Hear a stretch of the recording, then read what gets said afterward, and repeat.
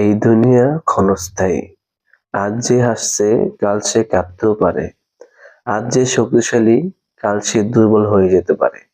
আল্লাহ তাআলা মানুষকে দুনিয়াতে পাঠিয়েছেন পরীক্ষা হিসেবে।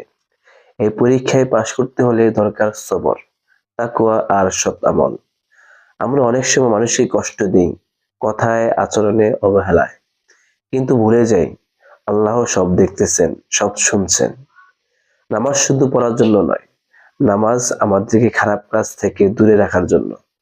যেই নামাজ পড়ে কিন্তু মানুষকে কষ্ট দেয়, সেই নামাজের আসল শিক্ষা গ্রহণ করেনি। আজই সময় মা বাবার সাথে ভালো ব্যবহার করার, মানুষকে ক্ষমা করার, হারাম থেকে বাঁচা। কারণ মৃত্যু জানে না বয়স, জানে না সময়।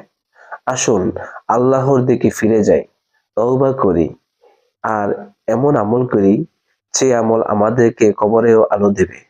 আল্লাহ তাআলা আমাদের সবাইকে হেদায়েত দান করুন। আমিন।